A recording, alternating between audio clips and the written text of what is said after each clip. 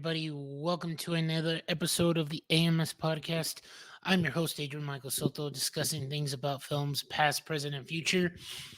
And today's episode, I'm going to bring up a word and see if you all have heard of this word, ensemble, or best ensemble cast.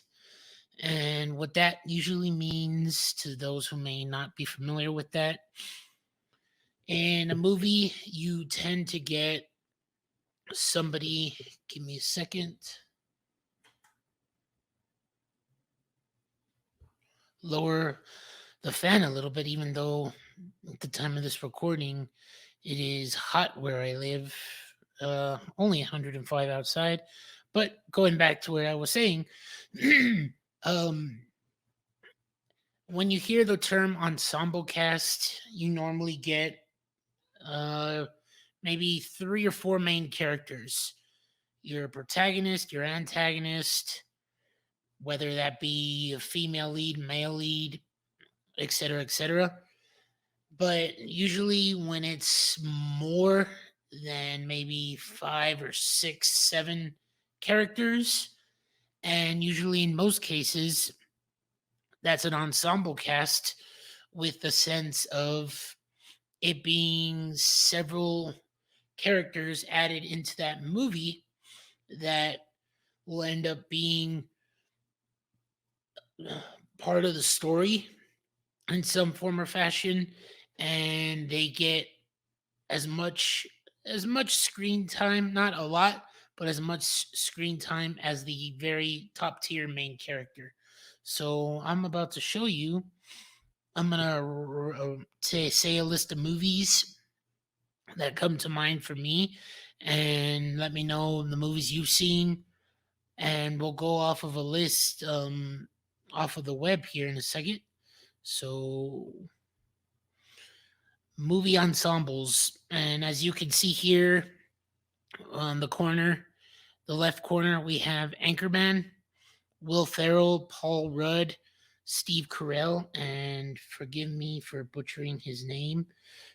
I see his face, but I can see his face. David Kosher. I probably sorry if I drew that wrong, but the Anchorman series has had a ensemble cast, and minor spoilers for the movie. The first Anchorman, the second one, it's okay. It's not as good as the first one, but as you all know, the news team fight scene, you get cameos by Ben Stiller, um, Luke Wilson, um, just the list goes on, and it is just insane. Then you have, I believe, yes, that is The Godfather. And to my film fanatics out there, The Godfather is one of those movies to some that is top tier cinema, and it's definitely has a ensemble cast within itself. You have the likes of Al Pacino, Marlon Brando, James Caan. Sorry here.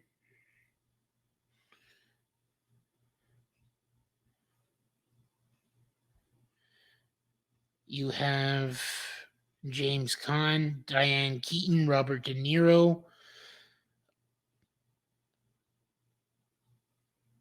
Ab Vigoda, Andy Garcia, just Robert Duvall. That's one of those that's definitely an ensemble. And the one on the bottom left, it is a remake because the Rat Pack, Frank Sinatra, Sammy Davis did Ocean's 11, and George Clooney, Brad Pitt led the cast of the remake of the Ocean 11 series, which they did Ocean's 11, 12, and 13. You have George Clooney, Brad Pitt, Matt Damon, Julia Roberts, Don Cheadle, the late Bernie Mac.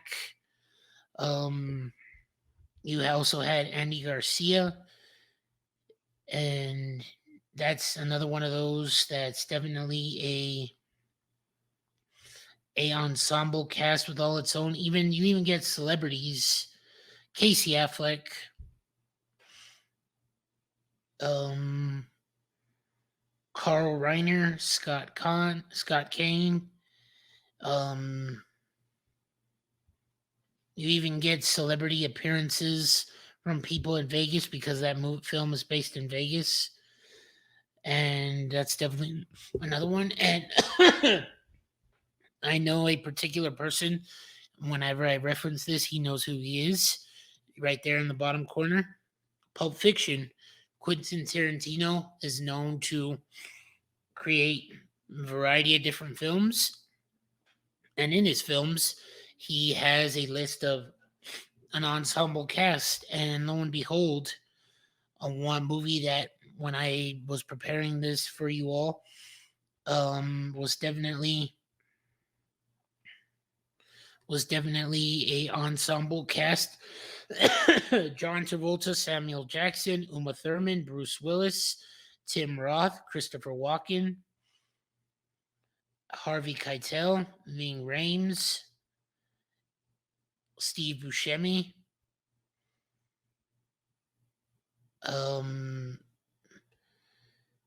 Julia Sweeney,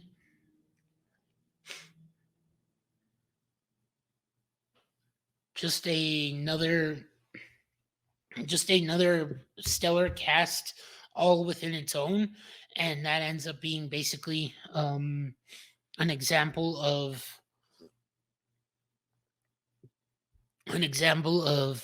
what it takes to create a story. And each of these characters and each of these movies, like I said, you have the main characters and then the supporting, but they give a percentage or they do their part in the movie. And when it comes to mind of movie ensembles for myself, like I said, you have the Oceans franchise, the Lord of the Rings trilogy. When that first originally came out, you had about almost 10 plus characters, and each played a different part. And then we got introduced to more characters in the sequel, and then the third film. I always tell myself one day I'm going to reread the original books. The last time I read them, I was about 10, 11 years old, so that's been more than 20 plus years. Just reference right now, The Godfather, Saving Private Ryan. That movie all in itself is just, excuse me, Saving Private Ryan. Where do I start on the cast list there? Goes from Tom Hanks, Matt Damon, Tom Sizemore, Vin Diesel, Edward Burns, Barry Piper, Jeremy Davis, Adam Goldberg, Giovanni Ribisi, Bryan Cranston, Nathan Fillion, Paul Giamatti, Ted Danson. I just named about maybe almost 10 people there. And just reference right now, Pulp Fiction. And going into another director, Martin Scorsese, and he did the film The Departed. You have, off the top of my head, you have Jack Nicholson, Matt Damon, Martin Sheen, Leonardo DiCaprio. I was already drawing a brain fart.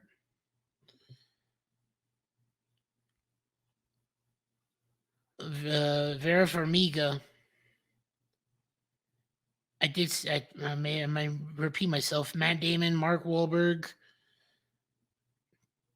You had Alec Baldwin, Anthony Anderson, Ray Winston, James Badge Dale, Mark Rollinston, David O'Hare. That's just another list of things. And then referenced Anchorman. Bridesmaids is another one as well. Oh, sorry. Bridesmaids is another one as well that basically is a list of comedic geniuses to those, and I could even give you a list of names of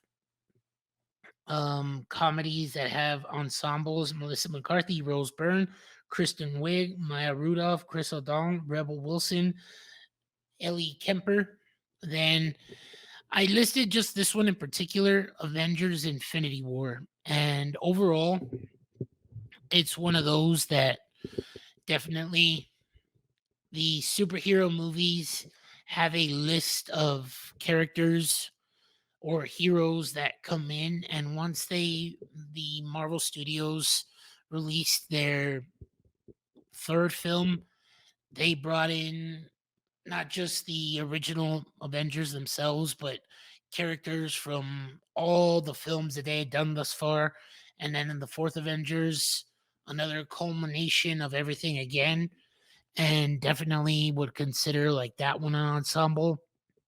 Inception, Christopher Nolan is known for doing big budgeted films, and he'll have a movie coming out on s- um, based on a true story, Oppenheimer, and then Knives Out as well. That's another good a list of cast. And basically, to those who just see the movies, for example, let me ask you this question before I proceed. And sorry for the little mishap there. The mic fell. Um, when you go to see a movie, do you go for the story? Does something like this, when all these movies I have listed here, does that intrigue you in a way? It's like, oh, so many great actors in this one movie and storytelling, something for me to check out. And or you just be like, oh, something different. Let's see what it's about. Because each of these, Ocean's 11, you could call it comedy, Lord of the Rings, fantasy, Godfather, drama, Saving Private Ryan, war film, Pulp Fiction, The Departed, Anchorman, Bridesmaids. So a lot of these, just a variety of different storytelling. And like I said in the beginning, you just don't have at least two main actors and a couple supporting people that maybe get 10 to 15 minutes of screen time. They at least get an equal amount depending on what the story is about. And that's thus far of what a good majority of these movies are.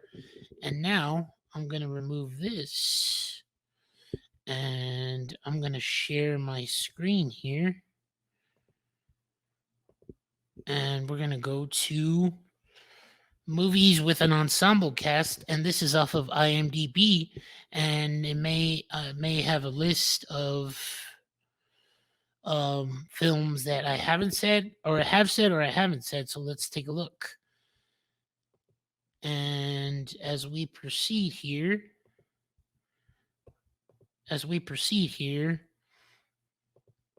you and, and to some of these movies I still not haven't seen. Don't at me. I'm trying to catch up as best as I can, but Boogie Nights, done by Paul Thomas Anderson, Mark Wahlberg, Burt Reynolds, Luis Guzman, back in '97. You have Pulp Fiction, as I stated before, The Godfather, Scarface. Then we go into more crime dramas. Once Upon a Time in America, A Time to Kill. The Once Upon a Time America, starring Robert De Niro, James Woods, Elizabeth McGuffin, Treat Williams. Then A Time to Kill, played by Joel. No, sorry, directed by Joel Schumacher, Matthew McConaughey, Sandra Bullock, Samuel L. Jackson, Kevin Spacey. Then you have L.A. Confidential, starring Kevin Spacey, Russell Crowe, Guy Pearce, Kim Basinger. The Poseidon Adventure, Gene Hackman, Ernest Beauregard, Shelley Winters, Red Buttons, then 12 Angry Men, The Magnificent Seven, and a lot of these eventually would become remakes. And something I was familiar with, that a film I saw about maybe 3 months ago at the time of this recording's release, Heat, a vast majority of just talented people: Al Pacino, Robert De Niro, Val Kilmer, John Voight. Just a overall really well done film. And then the usual suspects: Kevin Spacey, Gabriel Braun, Charles Parliament, Stephen Baldwin. And then Reservoir Dogs, another one by Mr. Quentin Tarantino. And if you've seen the film, you know it's another one that he adds so many people and gets that credit. Then Murder on the Orient Express. At first, when I'm looking at this, I realized that uh, Kenneth Branagh, who is a part of the remake, I didn't realize that this is an original film. But like I've done in a previous podcast episode, there's always a remake or reboot of something. Bram Stoker's Dracula. Then you have Jackie Brown by Mr. Tarantino himself again. Zodiac. And then as we go into the specifics, The Lord of the Rings, the first film. And there's, as I said, I'm looking at the poster here. There's 1, 2, 3, 4, 5, 6, 7, 8, 9. There's about 10 characters on this poster, and each of them still gets a good amount of screen time. And that's definitely an ensemble cast or picture that I see, and something that definitely I think it should end at 2. But before I start going to explaining this one, I've heard on the interwebs that there may or may not be the possibility of a Kill Bill Volume 3. But if you've seen the Kill Bill films, you know the ending to Kill Bill 2. So I'm going to just leave it at that. Definitely, Mr. Tarantino brings on a whole ensemble, just not for even for the first part, but the second part. Then we go into a film by Disney that is on one of its most famous theme park attractions, Pirates of the Caribbean: The Curse of the Black Pearl. And in seeing this, there's not including the young children actors. It's an ensemble cast, but I would say Sam Neill, Laura Dern, Jeff Goldblum, and Richard Attenborough, which I believe is the man who creates Jurassic Park. I feel it's too small in an ensemble cast.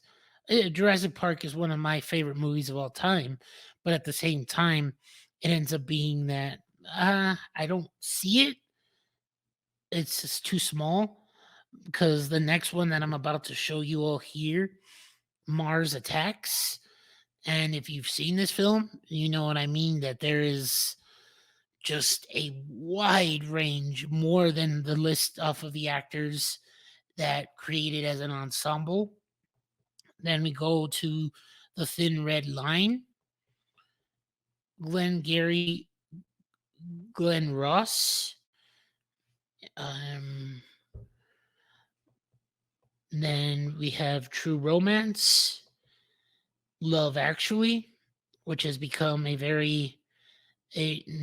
seeing the Metascores of 50%, but it's become like a cult hit that I've seen. It's gained the attention the past few years, especially certain moments in the movie. And as I mentioned, the Ocean's 11 done by George Clooney and Brad Pitt. Robert Rodriguez, who I know brings in a whole cast of actors to be a part of his films, From Dusk Till Dawn, and then Independence Day, another one as well. A vast majority of actors in that one. Then you have Any Given Sunday, Al Pacino, Dennis Quaid, James Woods, Jamie Foxx. I know that's not even LL Cool J. That's another one that's just a vast majority. Everyone says I love you. The player. I'm gonna have to add more to my to-do list on films I have not seen yet. As you see, I'm explaining more on the ones that I have seen and not of the other ones, but anything listed here, you let me know if you've seen them or if you've never seen them before, like myself. Then you have Gosford Park, Shortcuts, Traffic, and correct me if I'm wrong, I believe this one won the Oscar, or no, it was Crash. I might be wrong, but one of those, I think it was Crash. One of them won an Oscar, and it might have been for Best Picture, and it should have gone to something else. And I remember I follow a bunch of podcasters and movie pundits that say that was one of the most craziest things to have happened to a movie getting that higher prestige of an award. And overall, I'd say as you see the next two here, X-Men Days of Future Past and X-Men United, the entire X-Men films, not including Hugh Jackman's Logan or Wolverine, those have basically become more or less the idea of definitely an ensemble because the X-Men team follow more than 5 or 6 people and have become a part of the story. And then we get reintroduced to Star Trek. Chris Pine, Zachary Quinto, Simon Pegg, Leonard Nimoy, Carl Urban. I know that is a vast crash. Don Cheadle, Sandra Bullock, Thaddeus Newton. And even though it's giving the Harry Potter, I would also say the the the whole entire series has been an ensemble cast, even though the books are based on one person, hence the name. But each of the characters has had their moment to shine in each part of the storytelling leading up to the very end, as it shows here Harry Potter and the Deathly Hollows Part 2. Then we go to Sin City by Quentin Tarantino and Robert Rodriguez, Red, which I would say it's a very the first one is a very underrated movie. The second one, not as much, but this one is one of those that I like to revisit once in a while. The Help, Monuments Men, Tinker Tailor Soldier, Inception, Margin Call, State of Play, The Departed, Magnolia, American Hustle, Les Mis, Les Miserables. I probably butchered that. Sorry. Inglorious. I don't know if I can try not to curse, but I'll say this real quick. Inglorious Bastards. Then New York, I Love You. Contagion. Little Miss Sunshine. The Dark Knight. The Avengers. Expendables 3. Butler. That's definitely an ensemble film based on a true story. Thank You for Smoking. Out of Sight.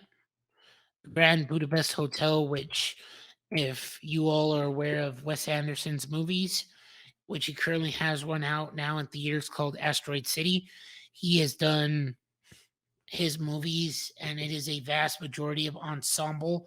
And of all the ones, this is definitely at the top tier that I need to check out is the Grand Budapest Hotel, Moonrise Kingdom, Life of the Aquatic with Steve Zissou, The Royal Tenenbaums, Cold Mountain, Almost Famous, Movie 43, Anchorman once again, And then we were treated into the mid to 2010s to holiday type movies like New Year's Eve, Valentine's Day, and then your comedy, drama, romance movies, He's Not That Into You, The Women, Family Stone, Bobby, Little Fockers, Alexander, The Towering Info, and The Women.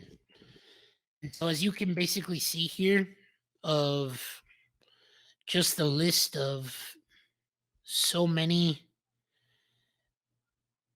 so many different, so many different types of movies, and some of them I don't think were in there unless I might have missed it, were even horror. But going back before I end this episode, it takes not just one person, it takes a lot of people to watch to create these movies. And as I've said before on previous episodes of the podcast, it ends up being that you I'm gonna change my lighting here for a second. It ends up being that you have all these actors are given their roles, and depending on what storytelling it is, as you saw the list of movies I went off through, it ends up being that they're given their role, and whatever time or throughout the story they're being told or to do, it's one of those that, how do I put this, they're able to help expand or complete this storytelling of a film. And oh, this I'm getting distracted by the light here. It becomes just let me say, it becomes more enjoyable because of what you're seeing and the vast list of movies that I've seen, or maybe I listed off of that IMDb page that you all have seen. And it's another way of media or format that ends up being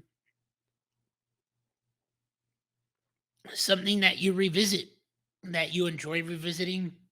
Like myself, I've enjoyed the Lord of the Rings films. I believe they're one of the best. I'll say this, out of the list that I've went off through on the films I listed or the IMDb list, I would say it's the best ensemble movie cast created. You might disagree with me, and that's totally fine. That's why, like I've said in the past, movies are subjective. I'm not telling you have to listen to my opinion. It's just my opinion alone. And basically, it becomes one of those that you let me know. Any movie ensemble that I have not mentioned today, you let me know in the comments below. And what is your favorite things about how it's done or created on movies with ensemble cast? And to those who watch some of these awards, I believe it is the SAG Awards, that they actually honor certain films when it's time to leading up to award season for movies. Well, they'll honor best ensemble cast in a particular movie. And it's one of those that basically, that's how much things are created and done to where it makes the experience and knowing of what you're going to get watching these particular movies.